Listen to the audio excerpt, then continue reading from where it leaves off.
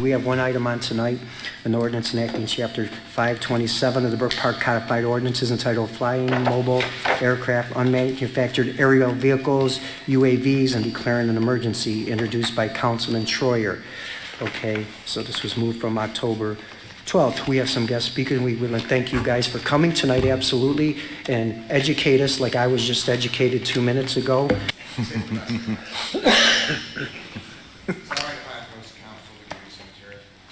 Please. Name and address.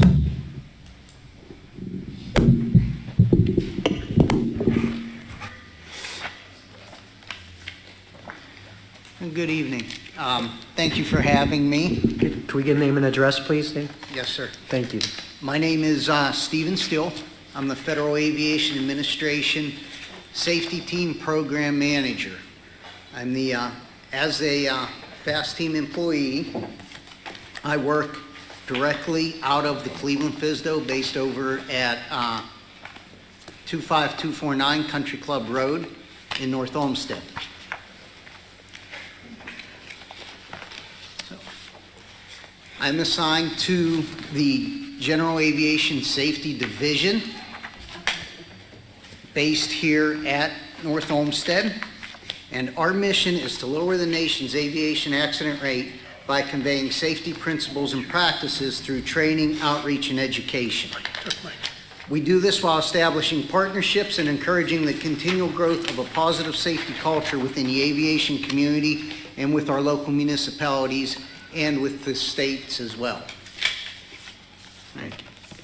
As the program manager, I am the only paid individual in our office that does the education and outreach. So I handle everything in general aviation from aircraft to UAS. As a part of that, I have 25 volunteer representatives that assist me do my job. I also have an industry member that helps me with the UAS, and that would be Norcota here in Northeast Ohio.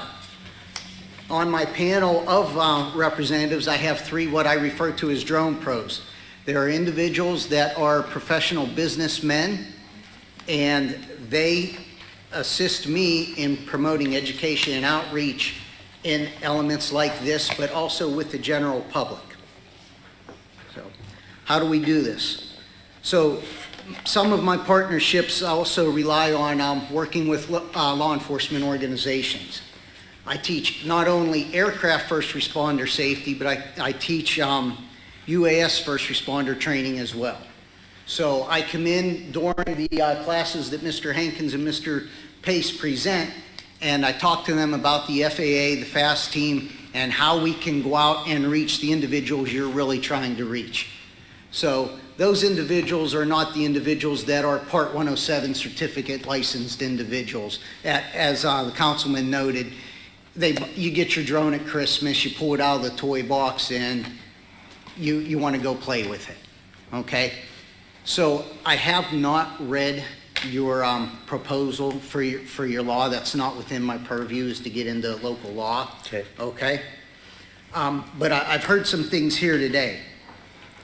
I work with Norcota and the individuals to do education outreach, such as you were talking. And as I listened to everyone speak here this evening, one of the items that come to my mind was, instead of maybe having an ordinance that someone needs to go look up, maybe having a place on your city's website that says, in order to operate a UAS within our area, these are the things you need to know, so that you create that public education for individuals that maybe aren't business-related 107 certificated pilots. They're the ones that are going to do it right. But as they also mentioned, a lot of them travel all over the country. And so if they have to go look up and get in contact with every law director in a municipality to make sure they're not running afoul of an operation, they're spending multiple man hours trying to make sure they're being legal when all the customer wants is them to go look at a cell phone tower.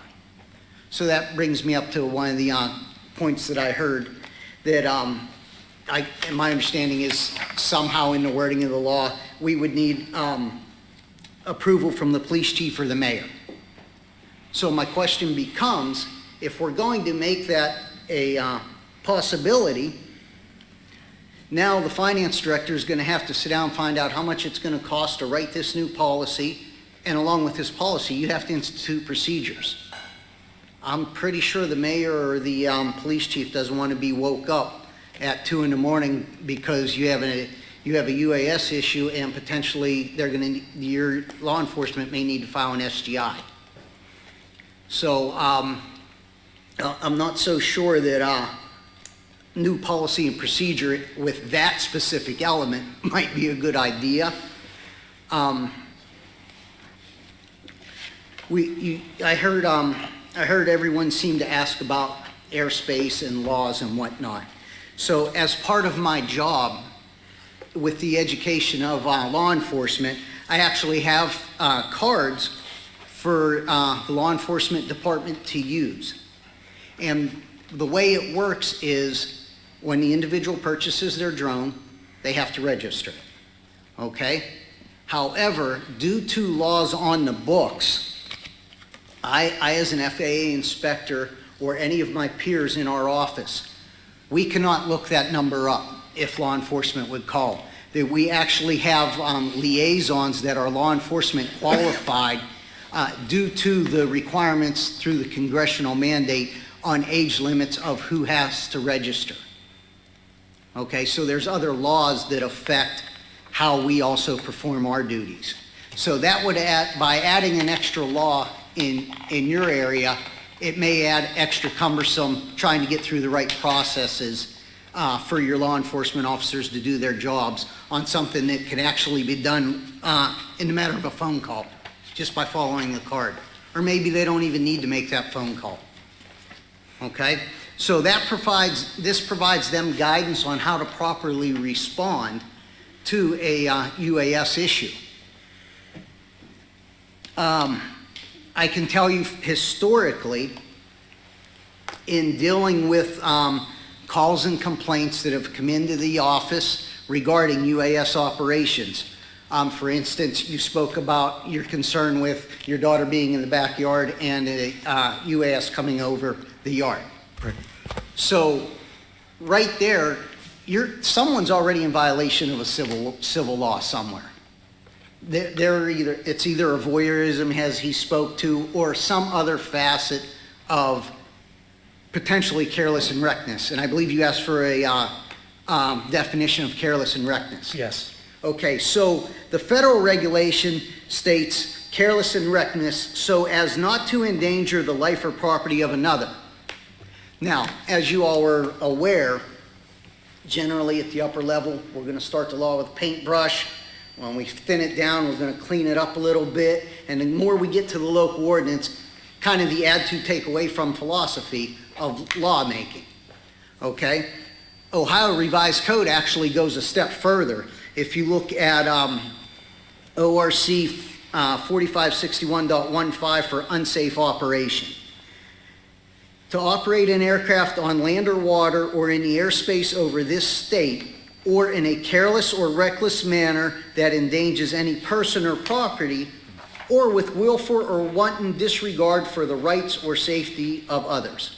Now again, I'm not an attorney, but that's a pretty broad gray area I believe allows your law enforcement to interpret and at least proceed it to the law director. Number 3 says to operate an aircraft on the land or water in the airspace over this state while under the influence of, pick your flavor, drugs, alcohol, what have you. Okay, so there's laws already on the books at the federal level about this, and they're also already on the books at the state level. And they allow the local government the leeway to then look at, okay, we really don't need to add anything to this because now if we make it too stringent, it may actually inhibit us from doing our law enforcement abilities. One of the examples I would always use is when I would go in to look at a facility, if you tell me today is yellow shirt, button down, long sleeve collar Tuesday, then that's what I expect to see when I come into your facility to do the inspection. But if you tell me it's yellow shirt Tuesday, Okay, is it a polo? It doesn't matter, it's a yellow shirt. So you don't hamstring yourself too much with regard to over-regulating, if that makes sense. Okay? And the best part is the ORC actually also kind of gives you the penalty as well. It says whoever violates this section shall be fined not more than $500, imprisoned not more than 6 months, or both. So not only does it already handle all the litigation for you, it even gives you the penalties. And how often, Steve, I didn't mean to interrupt, but No, how yes, often sir. do these penalties happen? Like once a week, once a month? Do So you guys, I mean, I know you guys hear a lot of stuff too. So these are ORC codes, so I can't speak to that. As far as the FAA regulations, generally, the procedures that I've seen in the past are there is a law enforcement violation, and it involved the operation of the UAS. We will get a call from the local law enforcement and said, this is what happened, this is what occurred. Is there an FAA regulatory violation? Those regulatory violations are going to come under registration, which is going to end up being USC Title 49, and it's going to be 14 CFR Part 48 or 14 CFR Part 107. Okay, 48 is registration and marking of the UAS, and then 107 is your commercial licensed operators, such as the businessmen here tonight. And what we have to then look at is what was the actual law enforcement documented violation. So a lot of our decision, for lack of a term, is going to be dependent upon the factual evidence that is presented by law enforcement to us. Aside from the occasional, they shot my UAS out of the air, which now we get into the FBI and felonies and all that.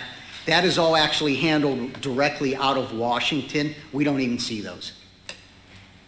Okay? But it does happen. I can't speak to it ever having happened here in this district.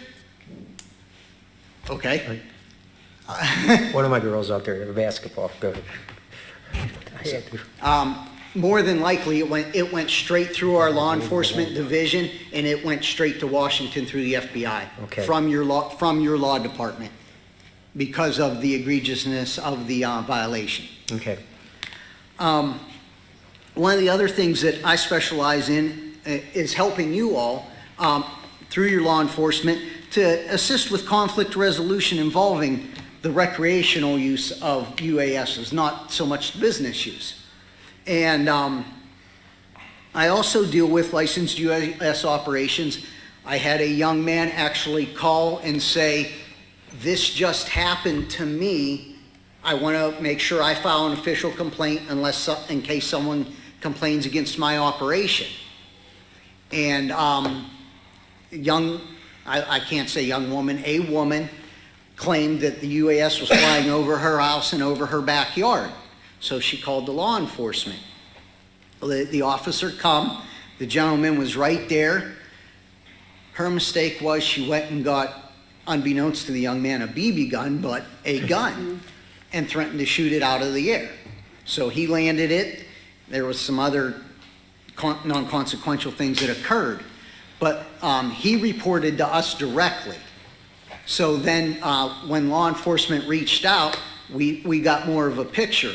Thankfully, the gentleman that responded, the law enforcement officer that responded, was also his department's UAS focal point. So he knew what data he could grab, and he was actually able to completely debunk the entire claim before it ever even left his office, because he had the training and the tools to be able to do that, which is what these guys, and I can't advocate, I want to make that clear, but that's what they offer at Tri-C, is that kind of training and education as well to go along with the law enforcement piece. So that just further enhances your law enforcement division. But through all of this, we've not had to add any additional legislation regarding UAS operations. Because of how the laws are written from the federal level down through the states, and then maybe even to the county level, okay? As they've been pared down, they've become applicable to what we're doing in our districts, and the majority of the time, again, minus the felony stuff, it's always been a root cause violation of a civil regulation that was already on the books. A civil law was already on the books, but UAS becomes a part of that. Okay, Steve, before you get too far ahead, I'd like to see if council has any questions. Yes, sir. Sure. Council, any questions for Steve here? Councilman Troy? I just could make a statement. Yes, sir. My libertarian friends would like you. Well, Steve, Okay, thank before you, you I go too guess. far, and if somebody could, I mean, you're hearing now that Walmart's going to be doing deliveries and blah, blah, we could go on, and I know you guys know where I'm going. What has become, because the one thing I think we forget a little bit here maybe is the safety of these things. I mean, if there's a kid lost in the woods, do you want me to keep going? I could keep going on with things like that. They have some good value. And I could keep going on that. I'm not going to. I've seen some beautiful pictures come from drones, moving pictures of buildings. I just love how they rise. It's amazing. And I mean, who could kind of answer that question a little bit? Where has it become like the friendly skies, but the crowded skies a little bit? Are you guys is there anything you guys see coming on that? Or So, actually, I'm very glad you asked that. ODOT, in conjunction with the FAA, Kent State University, and some other organizations, Chad, please help me out here. They actually are working in Springfield, Ohio. Chad, you could go back up if you want. And they are really doing some amazing things. Right now, they have prototype unmanned UASs. For instance, the Jetsons, let me put it like that. They have these things are in prototype. They are working with the FAA Tech Center out of New Jersey. But it's happening here in Ohio. We are on the cutting edge. The governor's aviation assistant or advisor, whatever his official title is, this gentleman is so overqualified, it's amazing. But when I sat in on a briefing a month ago with him and the state officials, the man hit the nail on the head. Safety is our top priority. And that's where they're going with their program and what's driving it. But what's on the horizon, I'm actually proud to say Ohio is a part of, and they're on the cutting edge leading this. Where it's at timeline-wise, I'm sure you could reach out to the state. They'd be more than happy to share that information. There's no, per se, secret squirrel knowledge going on that I'm aware of. And it might really interest you to see how you may actually be able to participate and become a part of that. To that end, I think some of the important things, again, when we start talking about law enforcement enforcing what's on the books, you already have your Part 107 rule. You have your United States Code Title 49, 44, 801 through 810. Your primary focus would be 809 recreational flyers, you know, people in their backyards, here at the rec center, what have you. But the aircraft has to be registered, it has to be marked, and you have to be in compliance by having your license or your trust certificate. If you don't have any of those which are required to be presented to law enforcement upon request, now you've already got a violation. You've already violated a civil regulation. Just like the gentleman said, what's the first thing they ask for? Your driver's license registration. What's the first thing we're asking for? Your 107 license or your certification or your trust. So if you're operating in violation of that, you're obviously carelessly and recklessly operating your aircraft because you are not caring to follow the rules that are out there, nor did you take the personal initiative to go and learn what it is this new piece of equipment is required of you. Okay, Okay. Steve, So my other concern is, and please correct me if I'm wrong, I get the impression Mr. Troyer has been trying really hard to get this legislation through. But my question is, what is the root cause? Why? Okay. Yeah, I'm gonna let- Does that make sense? Yeah, Steve. To help me better We'll go to answer. Councilman Schroyer to Not explain this particular legislation, any legislation through that would make us be able to enforce it in some way. Okay. So, So the root cause being you didn't feel there were laws already on the books to enforce drones? that, I kind of frown on using, even though when they apply, using existing laws, absolutely. But as I said earlier, it's always good to have a section that talks about drones and reiterating what, and again, it's just, and I had asked for this, let's reiterate the FAA rules. I had asked for that, and I was told it was too cumbersome to do. So, And I would honestly, I haven't been in government for 30 years now in some form or other through service. I would actually tend to agree at being in government. You understand the cumbersomeness of but everything. it could also be written in a way that would just say, okay, you have to follow our code, you have to follow FAA rules. We have these particular ones that apply to our city, like the getting permission. And I do have a question for you. Okay. What happens when it's under that 0.55 pounds? So under 0.55 pounds, it's considered 44809 hobby. However, the restrictions on that are as the UAS is. Okay? Currently, there's safety measures that need to be put in place for other operations, such as commercial operations, on the UAS. And so the minute someone would add one safety element to that particular UAS you're referring to, under the 0.55, it's going to take it over that 0.55. So now they don't avoid the what's the word called? I'm sorry, for under the 0.55. The recreational element of non-registration. It's a commercial flight. Yes, yes. So if it is under 0.55 and they want to use it for commercial reasons, they still have to register it because now it's being utilized in the course of business. Okay. But but what are the rules though under 0.55? So you can only operate it in accordance with the guidance of 44809. So you're restricted to where you can operate it by the FAA map. Do you have the map I lay out on that for the approved areas? There's approved areas that for 44809, especially now you're in a zero grid area, there are approved areas where that UAS can be operated, and that's the location that it may be operated for recreational use. Okay, and would you be able to get a drone with a camera on it within that kind of weight? Yes. I believe that is the Mavic Mini is the only one that. Is there more than one? Okay. So there are, yes, the drone racing league.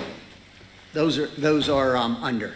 So it is possible, as far as the camera goes. Yes. The 0.55 also is relative to again commercial operations as well. Even if you're under there, you have to be registered. In addition to that, the remote ID rule is coming out. It goes into effect 2023. Yes. I don't memorize these things because they're fluid and they change. And the remote ID is going to be another mechanism for not only identification and tracking, but also it's going to add weight to the UAS. So whether or not they're actually going to be able to continue to produce UAS under 0.55, I'm not sure it's even going to be possible due to the current regulations that are pending to be implemented.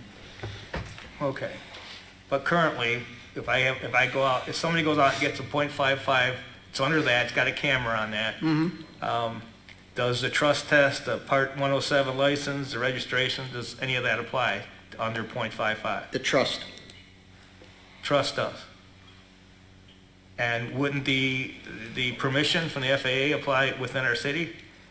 Because You're of the 5 miles? you're in a zero grid area, so at 0.55, you can only operate in recreationally assigned areas. Okay. Is there one in this district, Jeff? In this area? No, Because I don't have the map memorized. the closest one was actually Pittsburgh, Oh, wow. the official one. Now, there are Yeah, AMA locations. AMA locations around, one in Avon Lake, one in Garfield. I know there's one south of me in down All right, Station guys. Road in Columbia Station. Guys, Because because my we neighbor have- flies there. Steve, yeah, Sorry. no, I got these guys over here on me, so. So the only regulation or thing you have to do, if you have one under .55, roughly half a pound, is a trust test to be able to fly. Respective of how you intend to operate it. Okay, because I think that's the area where issues would arise more than the professional doing it as a business and that kind of thing. So then you're reverting back to existing laws. But remember, you're still in a zero grid area. You can't fly in controlled airspace. You can't fly in controlled airspace. Okay, so you still have to get permission, and generally you're not going to get permission. You're saying if you're not doing it for a commercial reason. Council, if I may, I believe what they've already stated is that we are in no-fly zone, period, in our grid. We have Cleveland Hopkins Airport right here within a 5-mile radius of the center point. Our city is 7.5 miles in circumference. I think it more than surrounds us. Yeah. Well, my understanding is there's a little area over to the southeast where it's out of the 5-mile range, but Have to look on your map. but at any rate, so you're saying, all right, so to reiterate again, because I want to be clear, so recreational drones are illegal in Brook Park. Illegal is not, I'm not a lawyer. I don't Okay. believe illegal All is right. a proper term. This is crazy. So they're against FAA rules in Brook Park. I'm just trying to, So what, Gentlemen, Chad, guys, yeah, So that like, we're not back and forth, Mr. Chairman, I got it. Guys, we're not gonna have a long distance, and he yells it out, we can't have it. Okay, plus we wanna get it wrapped, we got other things on the agenda too, so we wanna kinda keep this going a little bit Till forward. midnight. Yeah, well, we got till midnight, but, okay, but, Jim, move forward. Mr. Chairman, Mr. Salvatore, is everybody finished? are you done? Questions? well, I guess. All right, Councilman Salvatore, go ahead. Thank you, Mr. Chairman. Unless anyone else has any questions, I'd just like to thank Mr. Hankins and Mr. Pace, Mr. Steele, and Mr. Damon for coming this evening. It was very informative. I think with your presentation tonight, it's certainly going to make things a lot easier for us to make some sound decisions. Steve, you got anything else you'd like to say, though? Just that, Go you know, ahead. as my job title, I'm here for education outreach for the public, as well as the aviation industry per se. So if there's things that we can do to help you along, you know, that's what we're here for, my drone pros, my industry partners, and please don't hesitate to consult us, you know, if you decide to go forward with legislation, to make sure you get it right so you don't get yourself into lawsuits and things. No, and you guys come in, you've been class, you've been spot on. You guys come in, you weren't insulting, anything like that. You didn't come here like, we know, you don't know. I didn't see any of that. And Chad and Jay set me straight right away. I had a pretty good question and about security, more or less, for the country. They answered it right to the T, and they did it quick, and they did it, you know, spot on. So we really appreciate it so much, so much. And one last thing. Sure. I offer 8 hours of free CECs to your law enforcement and your fire department on aircraft accident investigations, you know, God forbid being where you're at, and things of that nature. It's free, and it's for their safety. Thank you. Okay, Mr. Steve. Steele, I was just going to ask you if you, with stuff of that nature, Yes. your availability, and if we could have your information post-meeting, we'll get it all together. Yes, sir. If you have it. And Be more than happy. forward. Thank you. Councilman Orcutt? Yeah, I just wanted to wrap up and say thank you to everybody that has spoke this evening. Chad, you gave some very good information about the radius, and you basically, our council president had, I just want to reiterate what he said, being 7.5 square miles of a city, the city really isn't available for any of that stuff. And I thought there was another great suggestion. All of you did a great job, by the way. Thank you for being here. Chief, fantastic job. But Steve, and I like, Mr. Steele, I like that suggestion about our website. Basically, we just put something on there that says, can I fly a drone here in Brook Park? And then we can educate our residents. So I just wanted to thank everybody that came here this evening. That's all I have, Mr. Chairman. No, thank you. Councilman Poindexter couldn't be here. He was exposed to COVID, but he tested negative. But to play it safe and out of respect of others, he had left the meeting, so he didn't want to be here. But he'd like to see this type of research and legislation researched a little more, and through the tech committee moving forward. He's against overall bans on drones, model airplanes, and I don't think reading on this, he wasn't too thrilled with the YouTube video either. He's just feeling these people never stepped in Brook Park, they just heard things. I did heard who might have let them know, and I was going to deal with that myself through City Hall. But you guys have been fantastic, and I mean that. So, Chief? Okay, you know, when the topic came up, I did a little bit of research. I first started with identifying if we have a problem here in Brook Park. I pulled every complaint that we had for that involved a drone, even if the word drone showed up in it. In that, I found 2 that were actual investigations out of I think there were about 8. One of them was someone who had lost a drone in the backyard and was looking for it, had the controller in their hand. I don't know if they ever found it, but we got the information, and if we came across it, we would get it back to them. The other one was a sighting that happened near the Middleburg Heights border, and somebody saw it and it disappeared. And that's the only thing we have on that one. The rest of them were all requesting the use of drones for assisting the police with various agencies around us, searching for somebody who fled from the police, which of course got me thinking, well, maybe that's a good program for us to have.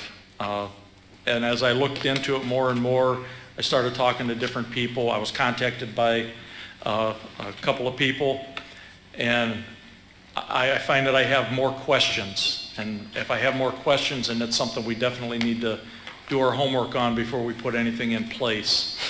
And to that end, I'm still taking it all in. I don't know how we're going to enforce it yet, whatever's on the table.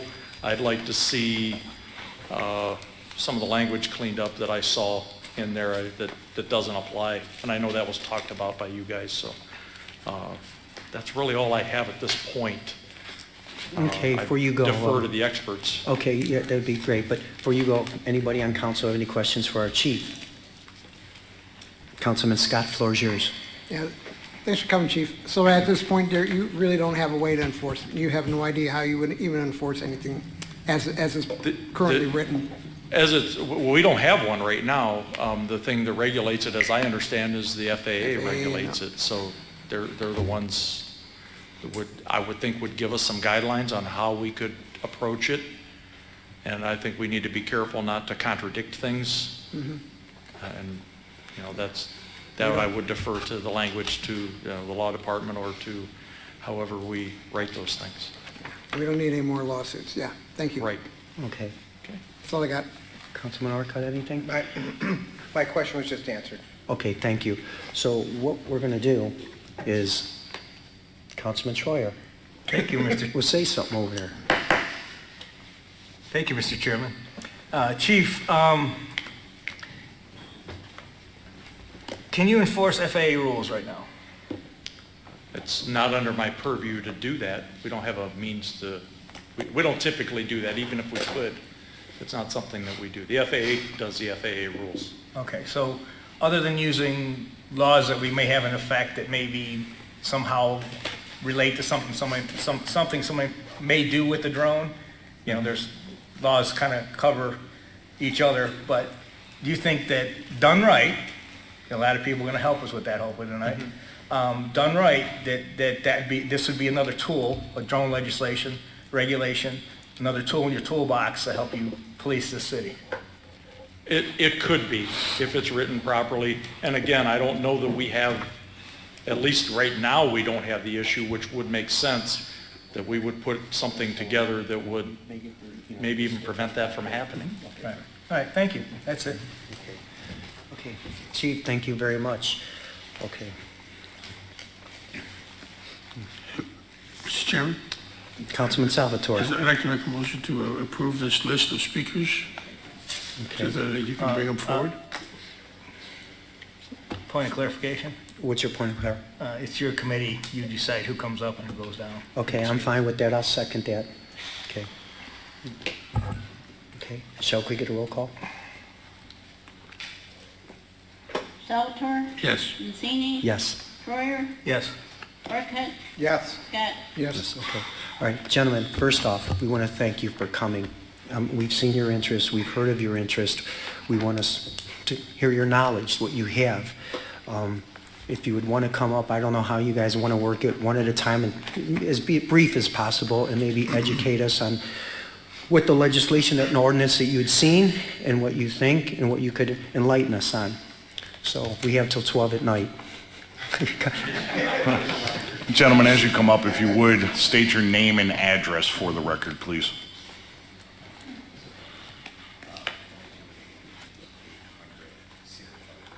So my name is Chad Hankins. Address would be the Ohio Aerospace Institute, 22800 Cedar Point. That's fine. Okay, good.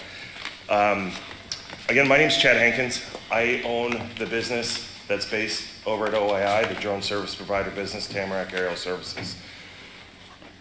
Our main concern with this is the overreach of it. So it's the wording in it. For instance, the 1,000 feet from any cell tower. Our main business is the telecom business. So that would prevent us from doing our job or our outside contractors to come in and do this job. So the wording of it is where we're concerned with. Now, in the drone community in Northeast Ohio, I work in multiple areas with law enforcement, with education of the public, with the FAA, with everybody. This really needs to be put on pause so we can understand, or we can teach the rules of the road to council, which I want to thank you for letting us talk. Thank you. There'll be a few of us here, all professionals in this field. So it needs to be worded different. The way that the regulations are set, that it does say that the FAA owns the airspace. So anything above a blade of grass is controlled by the FAA. Chad, when you explain it, you could just go on and explain like you're talking to the average resident. You're fine. Yeah, You know, okay. like you're talking to a big group of park residents. You're fine, so yeah. Don't, you ain't got too complicated or nothing. Yeah, I don't want to And get it I know too you far know down your in stuff, the- so. Yeah, in the weeds here.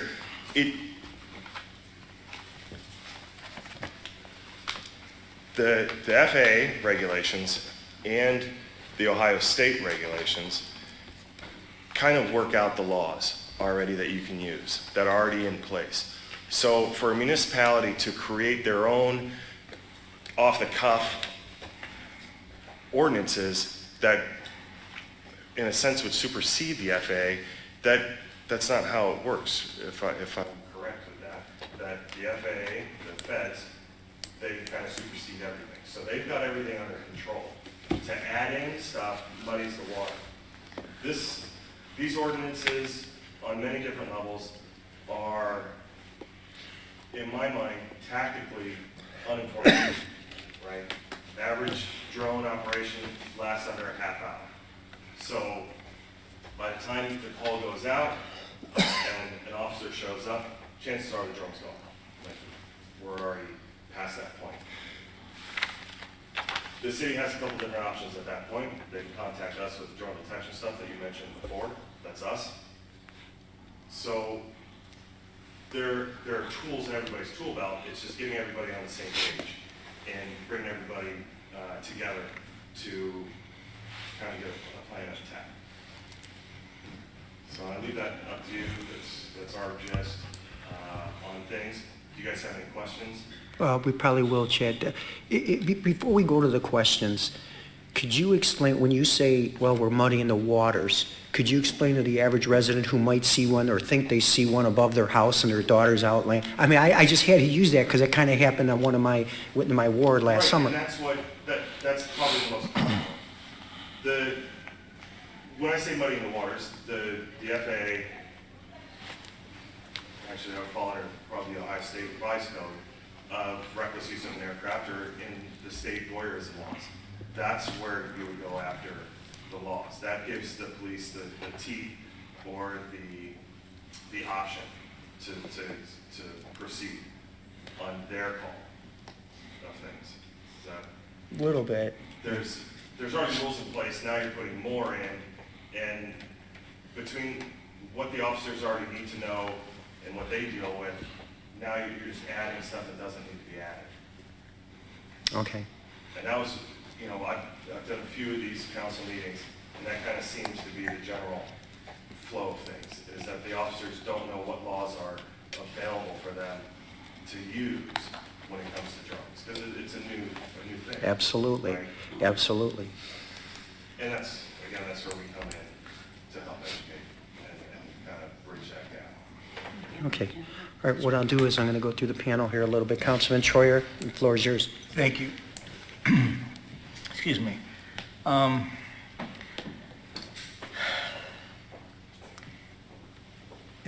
There's only one thing. Thanks for coming. All of you, thanks for coming. And before, the mayor's not here, but I'd like to thank the mayor for putting this panel together because he got all of you to come out. I think it might have been at the same meeting at the OAI that I was at a few years back. Can't remember exactly what it was, but I remember it was in the afternoon. Anyway, you know, you just to stand up for myself for a second, and I do want to get this right. I mean, I just said earlier, I don't care if if we cancel this legislation and come up with another one that's better. Yeah. I'd rather have it right. So, but you know, you're saying that getting in the weeds, but when you started out, you said that you can't operate under our rules, but it does say you can get permission from the police chief. I just want to make that point. Yeah. But I know that kind of doesn't matter. Yeah. Because we're going to fix it anyway. But I just want to point out something that it does have a wording in there that you can get permission from the police chief or the mayor to do whatever you need to do within the city. Now, but I understand also that, is this true that the YouTube video that's out there? I apologize for that as a representative of the industry. No, I actually thought most of it was entertaining because they contradicted themselves and they, you know, while trying to make fun of us, they made fun of themselves. Right. If you watched it. So, at any rate, I lost my train there for a second. I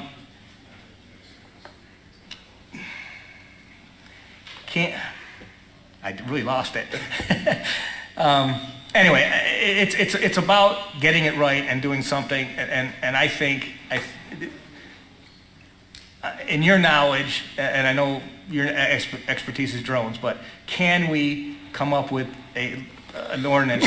Because what I want to do is I want to have, and I've been asking for this for years, and I'm going to give you the impetus of this. Basically, I've been asking for drone legislation for years, haven't got it, had talked to this way, do it that way. I wanted to reiterate the FAA rules. I wanted it to be in a way that that our police department can enforce the rules, because right now we can't enforce FAA rules. What do? We call correct me if I'm wrong, step right in. So what I'm getting at is, you know, again, you mentioned that, you know, average drone is time in the air is a half hour, and, you know, our department can get there in a half hour, but will the FAA, will anybody else get there? So this is what I'm talking about. So how can we do this if there's a problem? Yep. So, Chad, do me a favor, just come a little closer. There's feedback. Thanks. So, there are ways to write the laws that make everybody happy. Everybody gets a win on it. And it has to do more with what the city controls. So, property, city-owned property.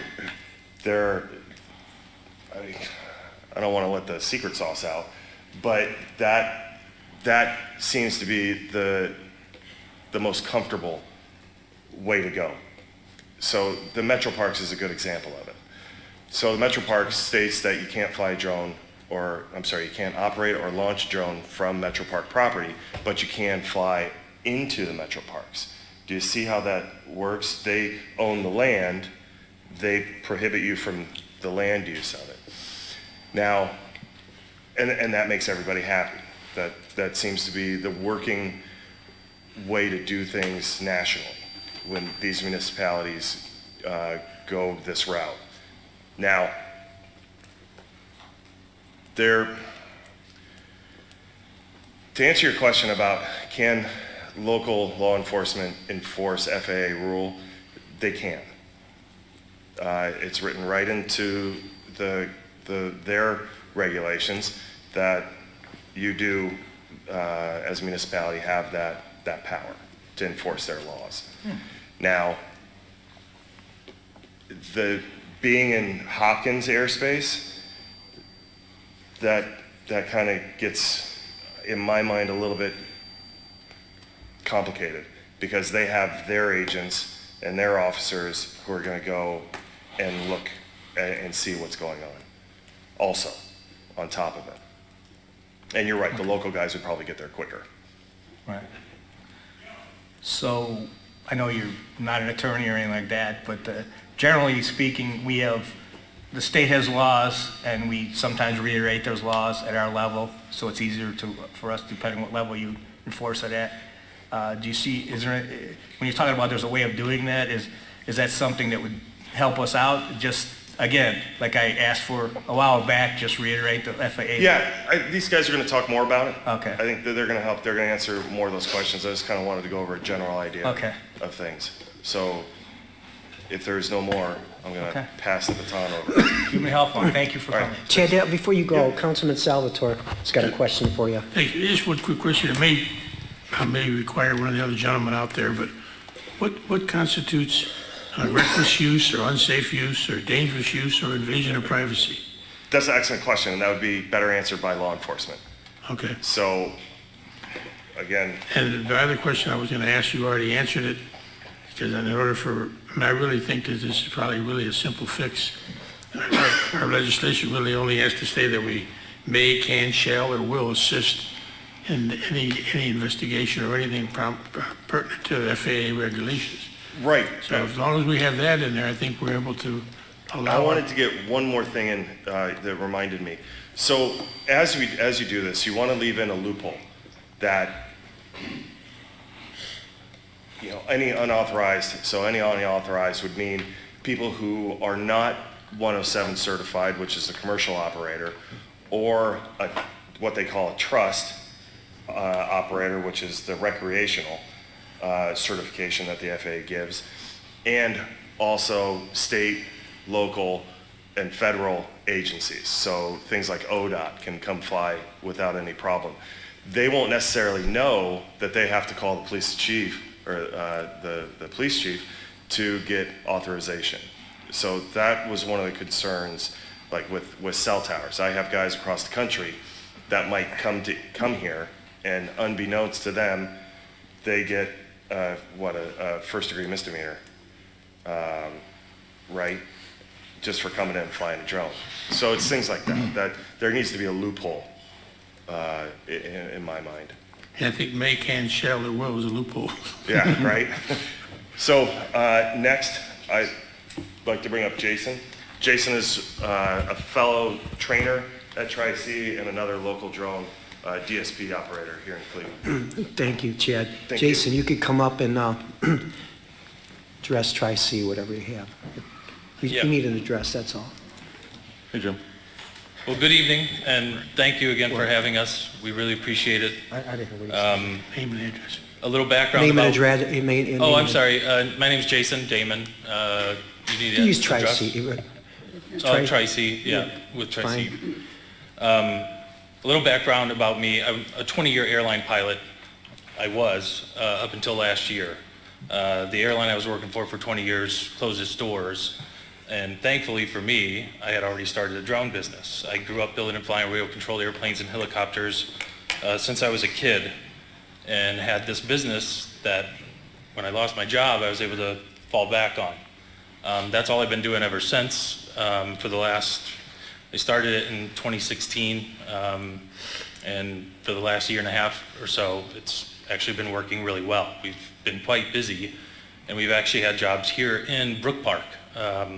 So kind of going with what Chad was saying, you know, muddying the waters type of thing, I think he kind of explained that there at the end is, you know, it's going to be really hard for us to know what all these different municipalities have legislation-wise, where in this place we have to do this, in this place we have to call this, and here we have to call this and notify that and file this. Like, that's where it gets, you know, muddy or pretty complicated. I am a Tri-C instructor as well, teach at the Drone Academy. Jason, if I could go back real fast to that. When you say muddy the waters, everyone's got that. That's kind of true with traffic laws, things of that sort too, a little bit. So, I mean, but I agree that could get overly complicated too, especially when you're talking airspace. But I did want to get that out too. I mean, every city's got different, you know, but go ahead, I'm sorry. Right, yeah, and I'll touch on that again here in a minute. So I teach at Tri-C as well. We teach first responders how to use drones, how to get their Part 107. Because of my background, I teach the FAA regulations, the Part 107 regulations, so that they can go past their test, their written test, and get their Part 107 certificates. I know that there's been some other cities that have looked into doing something similar to what you're looking to do as well. And doing some research, I found there were other cities that were realizing that should they enact some of these things, they are also in some ways handcuffing themselves. Because when first responders have to go out and act, do they have to now call the mayor? Do they have to get permission? Do they have to call the police chief? Do we have to go through this whole chain of command type of thing for every call that we're gonna get? The thing is I think the biggest reason this stuff happens is because there's a lack of education. There's already a framework in place. There's rules and regulations already in place that can be used, as Chad alluded to. It's just nobody's aware of them. They don't understand. And no one's to fault here. I'm not pointing fingers or blaming anybody. It's just this technology is so new, and how do we deal with this, and what are the rules? I mean, there's operators out there that don't even know the entirety of how the rules work. Me being in aviation for pretty much my entire life, I have a pretty good handle on how all this stuff works, working with the FAA, you know, and the airlines and all that stuff. So Chad also mentioned the whole airspace thing. You guys actually have the benefit, if you will, of being in Class B airspace. Class B airspace here is essentially a 5-mile radius around Cleveland Hopkins Airport. Good point. So anything within that 5-mile radius of Cleveland Hopkins, you already have two things. Actually, you have three things working for you already. Chad mentioned the trust test and Part 107. Those are two different things right off the bat. If you're a commercial operator, such as me and Chad, you would have a Part 107 certificate. It's actually like a license. My ATP, my airline or pilot's license, looks almost identical to the UAS license you'll get. So for a Part 107 certificate holder, you've already passed all of the tests, you've done all that, you'll get a certificate. This means you can operate for commercial reasons. If you're not doing that, and this is kind of a new thing, which is very helpful. Prior to the trust tests going into effect, and we'll talk about what that is, there was no way to know whether somebody was a commercial operator or if they were a recreational pilot. And there was no test or anything that a recreational pilot had to pass in order to fly, legally, quote unquote. Well, the FAA came out earlier this year with the trust test, the recreational UAS safety test. So now, whether you're flying commercially or if you're flying recreationally, you have to have one of those two things. One of those two things you have to have. So either you have the certificate showing you passed the trust test, or you have your Part 107 certificate. So that right there, if you catch somebody doing something and they don't have one of those two things right off the bat, that's a problem, because they're flying illegally, right? The other thing is, and one of the things we always teach in our drone academy, is you also need to have a registration number marked on your aircraft, on the outside of the aircraft. So any drone over 0.55 pounds, so anything over half a pound, has to have a visibly marked registration number on the outside of the drone. So there's another thing you can look for. These are the things that we teach at Tri-C in the Drone Academy for first responders to know what to look for, to know whether somebody's flying legally or not. Let's talk about the airspace thing. So I said you have the airspace as well. If you're flying in controlled airspace and you don't have authorization to do so from the FAA, that's also illegal. So you've already got a small list going of all the things that you're either, legal or illegal, depending on whether you have these certificates or not. To fly in controlled airspace, you have to go through a system and apply for airspace authorization. Now this applies to whether you're recreational or commercial. So anybody who's flying in controlled airspace, because it's controlled by the FAA, you have to have authorization from them in order to do so. If you don't, again, you're illegal. There's different ways, I don't want to spend too much time on all of it, but there are different ways that you can go about getting this authorization from the FAA to legally fly in controlled airspace. Okay, Jay, before you go a little further, is there anybody with any questions? Council President Vecchio, go ahead. Jason, first of all, thanks. One of the questions I had actually before you got up is what the controlled or no-fly zone is, controlled airspace with the Cleveland Hopkins International Airport, which you said is 5 miles. Is that from the air traffic control tower, or is that from the outer perimeter? Do you know by chance? Technically, I guess the center of the airport, Okay. 5 mile radius out. So you'd have a 5 mile ring around the airport itself. The airspace actually goes up larger than that. Correct. But we're concerned about that middle ring because that's what goes all the way to the surface. And that's where we're at here. Right. So that 5 mile radius, anything in there, you're gonna have to have authorization from the FAA to legally fly. Right. And then the second question is, the drones in which you guys operate, you're under 1,000 feet at any point. There's nothing. We're limited to 400 feet. Right. So your control distance, your control height is 400 feet. Aside from an aircraft coming over, we don't have anything else that reaches 400 feet in height in the city, to crash into. And then additionally, aircrafts that you're flying that can hit that height, that altitude, are not something you're going and buying at Walmart. You're spending thousands of dollars, am I correct? Yeah, sure, there's different types of drones and all of that stuff. But you actually hit on something that I do want to clarify. The way that these authorizations are set up, it's not that I apply and say, hey, I want to fly anywhere in this 5 mile ring. That's not what happens. You get a specific area you have to apply for, and that's the area that you're limited to fly in. Now, those areas can range anywhere in altitude from, all the way to 0, meaning you can't fly there. So anywhere near the airport, the nearest to the airport is going to be in a 0 area, meaning you can't, unless you go through a bunch of other hoops. I'm not going to get into all that, but the other areas, it's basically a grid that they've set up, and you might have a 50 grid area here where they'll say, okay, we'll give you authorization, you can go up to 50 feet. The next one over might be 100 feet. And as you get further away from the airport, 200, 300, and so on and so forth, right? Makes sense. The further away you get, the higher up you can go. So they have this already in place. They've already did the safety analysis on all of this stuff to figure out, what the safe altitudes would be for different drones, or, for different areas. Okay. Thank you. Councilman Troyer? Thank you, Mr. Chairman. Thank you, Jason, again for coming. I just want to have you reiterate something.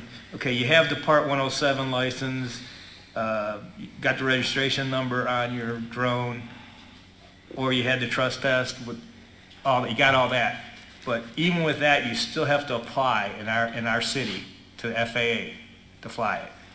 Is that, Because you're in controlled airspace. just want to make that clear. Yes. Because you can have all that, which is outside that 5 miles, is okay. But within that 5 miles, which most of our city is, you have to apply for permission to fly it. Yes, you have to have And that's authorization from the anything FAA. over, would you say half a pound, or what is, Anything over 0.55 pounds. 0.55? Yes. Okay. So half a pound. So, Right. anything bigger than the small little drones, which is generally toys? that are Okay. that you're gonna end up losing in a tree or something anyway. Okay, I got you, okay. So, and just to everybody out there, what I'm looking for is a way to make it easier for our police department to enforce these rules. So, but I thank you, and there's a lot of good information.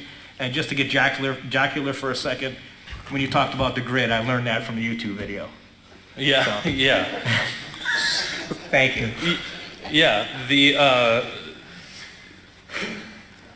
real quick, I wanted to share one more other thing here. So my contention kind of in all of this is we already have the rules there. There's already a framework available to us, and there are different ways that you can go about enforcing things. You don't have to call the FAA per se. I'm sure there's already ordinances on the books that allow you to go after some of these things. The whole, when a police officer pulls you over, what's the first thing they always ask for? Identification. License and registration. That's kind of what I just gave you there, right? You have to have either the trust test or the Part 107 certificate or license, and you should always see that registration number being marked on the drone. So, Jay's right there, and maybe we'll wait for the law enforcement guy to come up. I asked him, I thought, a big question early on, and you and Chad before the meeting answered it eloquently and professionally, and I thank you guys for that. On that, what about the guy or person that breaks into a house and sees a bunch of them and gets some and maybe has some ill intentions, okay? Where does that fall in that little gray area? well, again, I think you need to regulate the act, not the drones as a whole. You need to regulate the bad act. And there should be laws, I am sure, that are already on the books that prohibit those specific acts from happening, right? There is, but there is, but two kids break into one of these guys' houses and grab 10 of them. Maybe, and thanks, maybe the intentions aren't that good. Again, like the people watching, again, many of us are learning a ton from you guys today, and thank you again. Where does that fall in that gray area for our police chief? Even though we have things on the books, I mean, is there a way to catch them a little faster than the 30 minutes, or, hey, Yeah, I'll leave you with this, because it dovetails right into all this, and he can come up and talk about that. So North Royalton had a similar scenario that they were looking at doing with the whole proposing legislation for drones. And it was interesting because one of their councilmen, they looked into it more, and he said, I've got to believe if someone keeps dropping a drone on my property, there's something on the books that will cover that. The FAA has consistent rule that applies to everyone, everywhere. If we did need additional legislation, that's what you would need to look at, so that no matter where you go, the rules are the same, he said. I understand the want to be in the forefront, but sometimes those in the forefront wind up in lawsuits. He then asked the law department to find existing ordinances providing protection for residents from any issues of privacy, nuisance, and safety drones can pose. Code pertaining to disorderly conduct was found to cover drone usage, so they withdrew their drone legislation. This was a couple years ago, a year or two ago. So it's kind of what we're all kind of talking about. I think there's laws on the books that you guys can use, and I think they're going to kind of cover that as well. I'm open to any other questions if you have any. My biggest thing is we're here to help. We understand the position you're in. We're happy to help in any way possible and educate as much as possible. Well, we're happy to have you, and we appreciate all you guys for coming. I mean that. Yeah. Okay. Good? No, right now we're good. Thank you. Okay, thank you.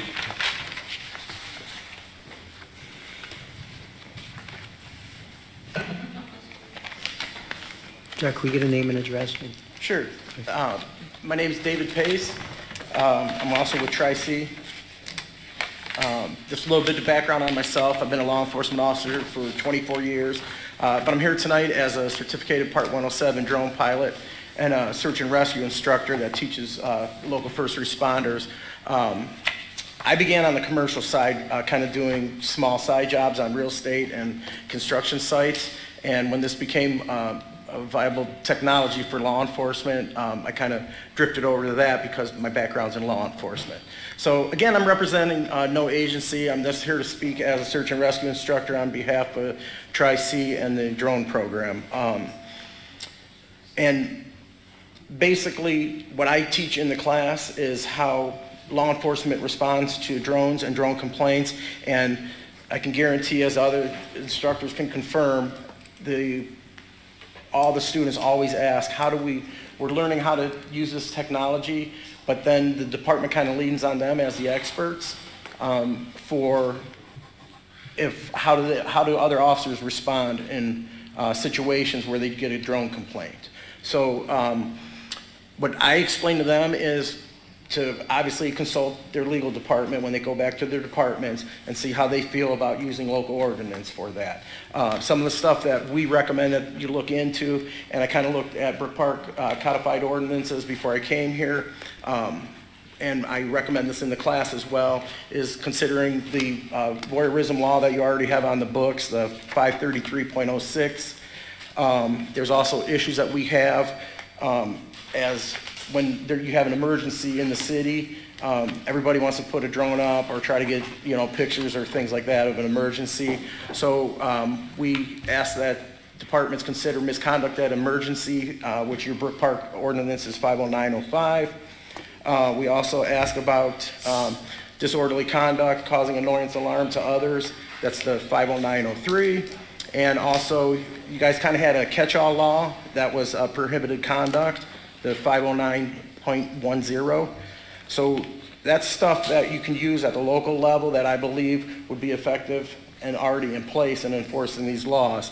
Now, if it becomes so severe that it causes danger to others and could cause injury, there is Ohio Revised Code statute, and that's 4561.15. That's unsafe operation of an aircraft. And we feel when we teach this in the class, because the aircraft is considered an aircraft by the FAA, that would fit perfectly for unsafe operation if you were to cause injury, flying over people, something like that.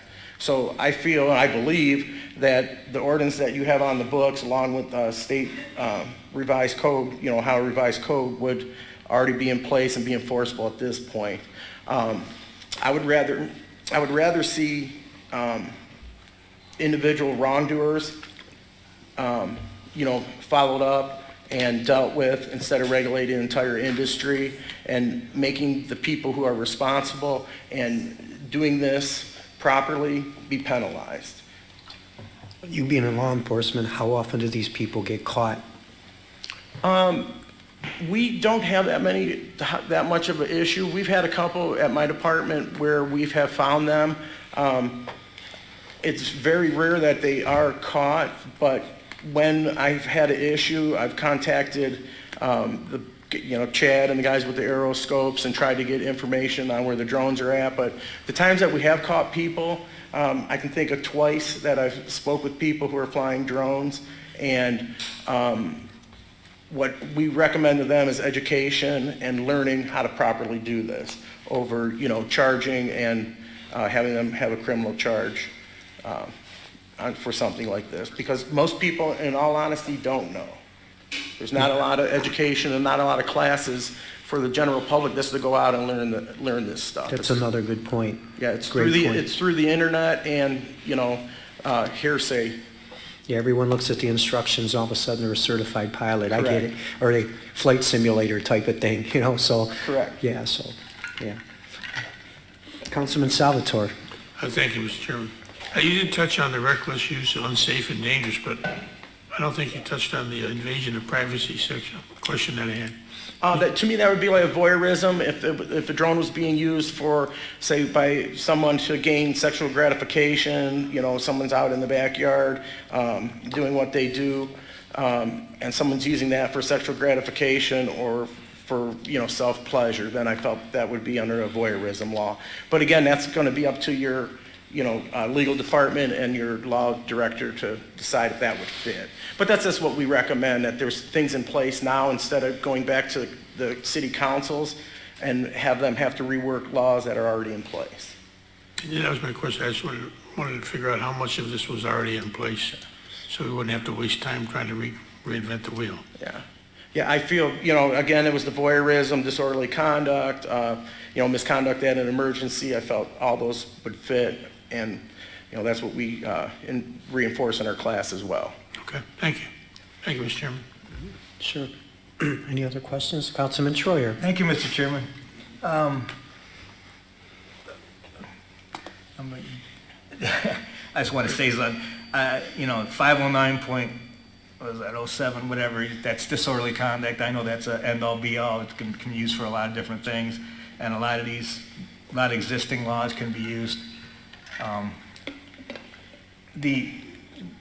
You know, part of what I want, what I'm looking to do with this, and it won't be, it most likely won't be this version, but if somebody's out there and they're thinking about getting one, or you know, they can go to our code, find the code on our drones, and it'll just reiterate the FAA rules and that kind of thing. So when you know, you need to go to the FAA, you need to do this, you know, something like that. Mm-hmm.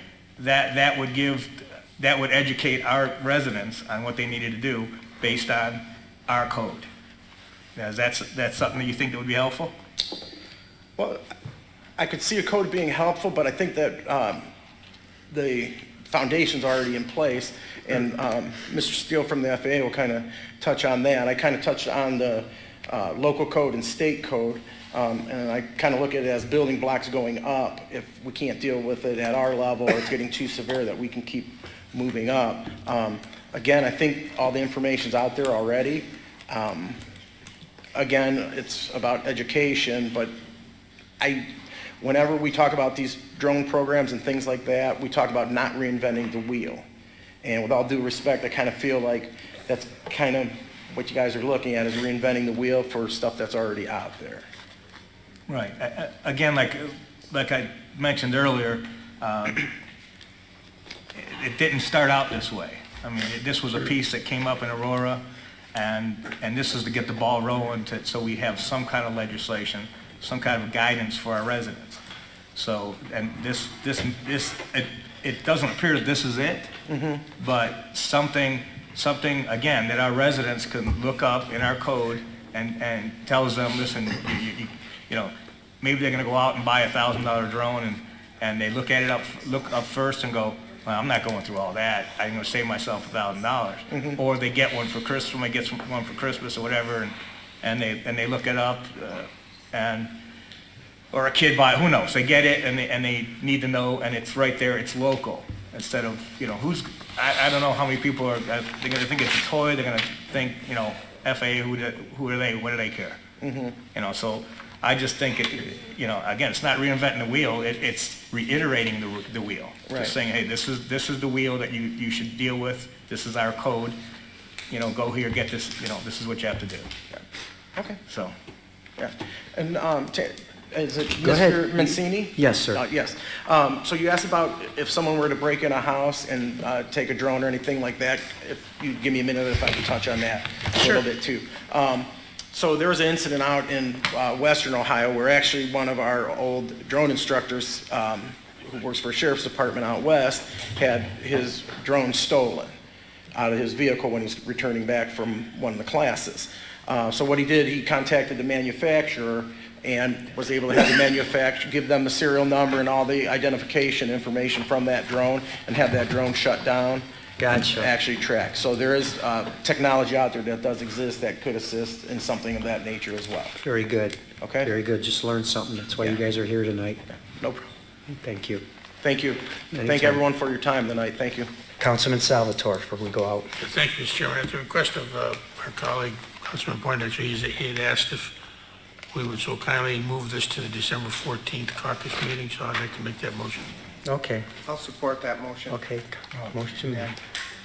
Address that one last time. Go ahead.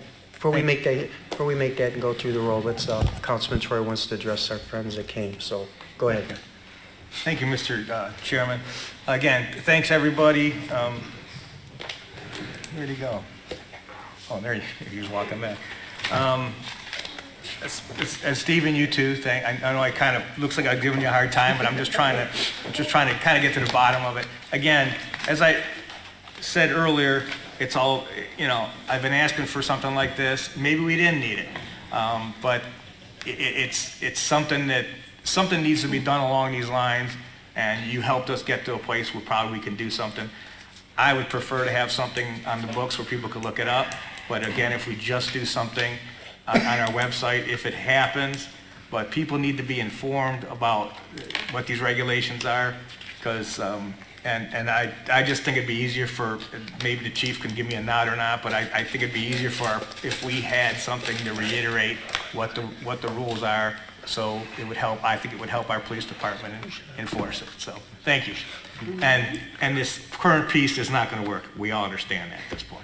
So thank you very much. Thank you, guys. Clerk, can we get a roll call, please? Salvatore, Hold on one second, if I may. If this was Go ahead. not going to work, why are we moving it? Why don't we just kill it now? Because it's a topic we want to stay on.